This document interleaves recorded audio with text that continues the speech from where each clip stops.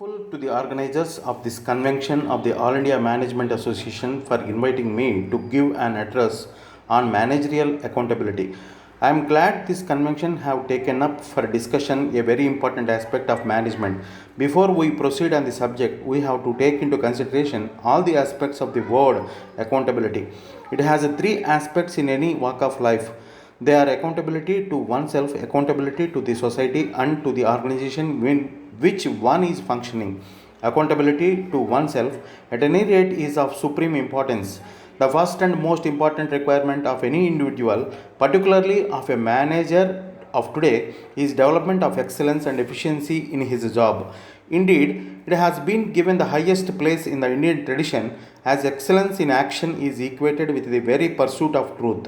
Many educational institutes today teach their students how to complete successfully.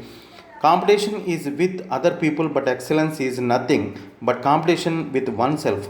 I would call it a growth experience of one's own personality. Promotion of human welfare and happiness is the essential quality of human activity. It may be related to an individual, group, or society. To identify the appropriate goal for an individual, group, or society, to identify the appropriate goal for an individual, group, or nation, unless the human values are kept in mind, we are likely to go wrong. Our national goal will have to be achieving total human development. You who are assembled here have had higher education and training and have a better perspective of the challenges the society is facing. Therefore, you have a social contract. You have an additional responsibility to serve and enrich the society.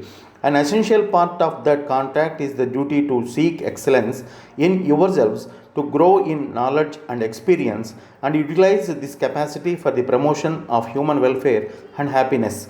Accountability to oneself gets transformed into accountability to society. Everyone is called upon to use his knowledge and professional skill in a way beneficial to society at large. This is the essence of the Indian tradition. No individual, however eminent and talented, can function without an organization through which he has to utilize his capabilities. Some situations may arise in the course of your duties when your accountability to society and to the organization to which you belong come into conflict. In such circumstances, it must be remembered that there are certain eternal values which do not change with time.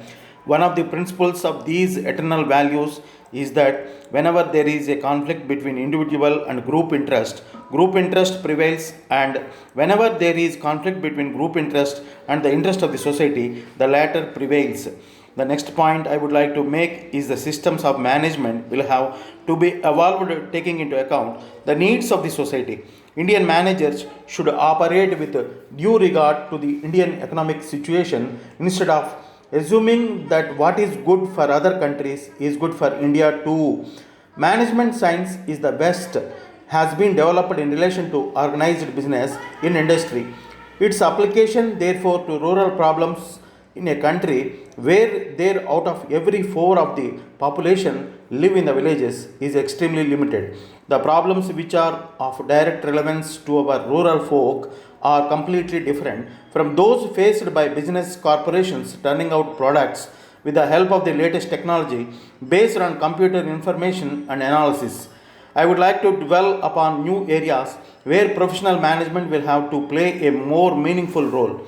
The size of our population, its growth, the wide disparities in income among the people, etc., call for immediate measures to speed up development. There have to be swift changes to enable rise in income and better employment opportunities to those who are below the poverty line. Simultaneously, national effort has also to be generated to meet the basic minimum needs such as drinking water, elementary education, and rural housing facilities. In this connection, I want to make it clear that I am not against using the latest technology. Perhaps with these modern tools, we may be able to tackle our age old problems more speedily and effectively. How to use the high technology available for the eradication of poverty is one of the challenges facing the modern managers. The management movement in our country can ill afford to turn away from these challenges. Full to the organizers of this convention of the All India Management Association.